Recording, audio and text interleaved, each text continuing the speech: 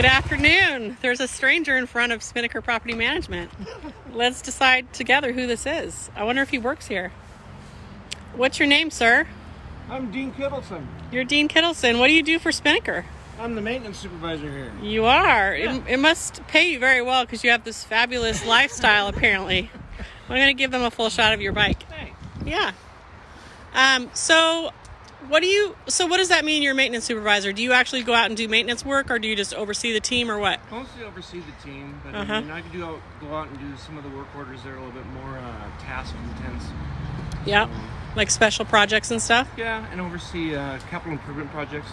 Right. Coming from a construction background, sometimes the guys on the sites don't have the skill set, so we'll farm that out, or I'll be involved with those too. Right. And so do you guys quarterly plan those out per owner, or is that stuff We that just do. comes up? Yeah. If it's a roof job, then we'll do a roof. We'll get the bids prior to spring and prior to summertime, and then we'll plan those kind of capital improvement projects out. Got it. Okay. And so then, are you ever along for the ride on the maintenance jobs, or are you usually just... I'm usually in the office. I like to meet with the owners and talk about their properties and find out what their concerns are. Like I said, if there's some big problem, like a plumbing problem, I'll go out there and oversee the plumbing crews or any of the other vendors that we have. Right. For bigger projects. So Mark talks about the difference with Spinnaker for owners is that you have an in-house maintenance team versus We do. having to outsource all of it. Yeah. So how much do you do in-house, and how much do you have to outsource just because it's too specialized? Boy, that's a good question. I would say probably try to do most everything that we can in-house, because we kind of have three different divisions of it. One, we have a roving maintenance department where they're just running around doing work orders at all the different sites. Right. Then we have another department that just handles the multifamily stuff. So he's an on-site guy that will just handle work orders on the apartment complexes. And then we have turn guys, and these guys actually go in and completely remodel the unit, depending if it's a good one or a bad one. You know, we'll have them go out and do full paint, install all the appliances. Got it. Sorry about the interruption. We really are in the parking lot of Spinnaker Property Management, so this is real life.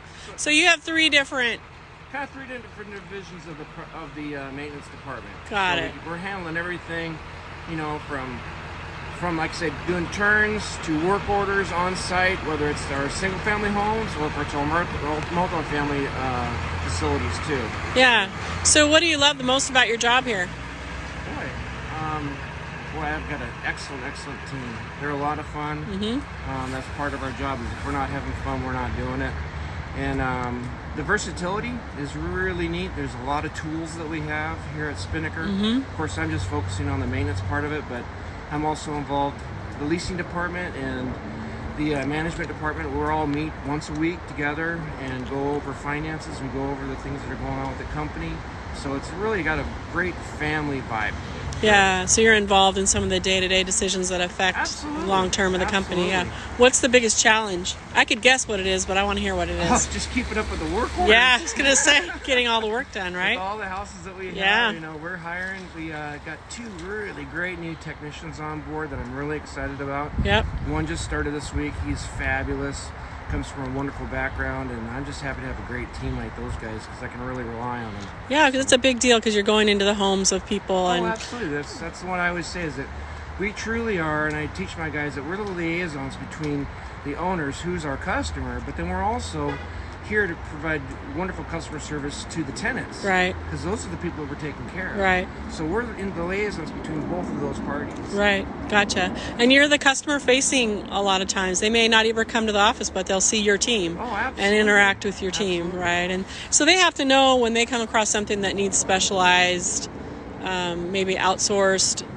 Yeah. They have to know kind of how to determine if a project's Oh, something that absolutely. needs to be. There's been plenty of times they'll call me on the phone and says, you know, how much time do you have invested in this work order? He's like, oh, I've been here for half an hour and I can't figure something out because of this. It's beyond his skill set. Yeah. You know, bail. Then it makes sense. Yeah, I'm calling. Right. I'm going to have to actually call a professional plumber. Right. I'm going to have to call a professional electrician. Right. And some of those things you want to because they're contractors, Right. especially like an electrician. They have special licenses that we don't Right. have. You know, so It's not worth taking the risk on, not right? at all. So the owner is trusting you to make those judgment calls instead of having to take their afternoon off work. Oh, you go out and absolutely. figure that out. Yeah. Absolutely, 100%. But a lot of times I'll call that tenant, or I'll call that owner right away and say, hey, this is what we got going on. I needed a decision. I won't make those decisions just on unilaterally on my own. I'll make them with the owner and say, because we'll have a limit of, let's say, $250 that we're able to spend on a maintenance request. Right. Definitely, if it's going to go over that, I'm calling the owner. If it's something bigger, some kind of a problem with the property that I'm going to have to address, I call them right away. If I can't get a hold of them, I email them. We're using a really great software program called Appfolio that not only the tenants are using to be able to look at the orders or make work orders, but the owners can actually look at it and see the progress of what we're doing. You know, rent roll, keeps it organized. And then keeps a record of how many times you've been out. Much easier. Yeah, I imagine. So what do you find to be your biggest challenge then? Keeping up, and I was thinking that you would struggle to find good staff because it's difficult to find good employees, right? That's really hard. Yeah, and once you find them, you want to hold on to them, right? Yeah, and I take it personally when somebody's not happy at one of the tenants, and I get their frustration. Right. You know, we're trying to make them have a safe and happy home. Sure. And that's my main goal. Sure. So there's a lot of struggles, but we get through them. Have fun, yeah. And you get to be out there in the community, which is a fun part of this job, I would think. And I love stories. Yep. And I bet you do. So, what do you do when you're not at work? Hopefully, you're not here all the time. I spend a lot of time with my wife. She's pretty cool. She's an officer on the ferries. I'm really proud of her. Cool. We got a bunch of Harleys. We got a bunch of dirt bikes. I made a obviously you have a, what is this, a dirt bike you have here? It's a dual, they call it a dual sport. It's actually licensed for the street, but it also is, I got knobby tires so I can go off road with it. Knobby tires. Did the same thing for my wife. Made a TTR 125 for her. Took it into KTM and they custom made it street legal. She got this little tiny dirt bike that goes fun. You go out in the forest roads and you can actually ride legally. Wow. In the forest roads, anywhere you want to, just like a Jeep.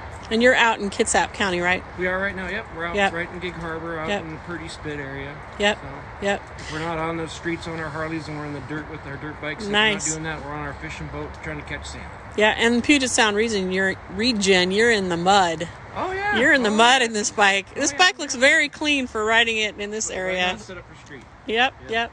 Well, very cool, Dean. It's nice to meet you. And if I have a question, if I'm an owner and I have a question about a project, I can call the office apparently and get a hold of you, right? Yep, and they'll give you right straight to my cell phone number. I'm available all the time. Yeah, and then I know Mark also comes across owners that want to talk to people that are thinking about working with Spinnaker as well. So are they welcome to call you and just say, hey, how do you run your department? Oh, absolutely. Very cool. I'm always looking for talented guys who either just want to get started on property management, maintenance.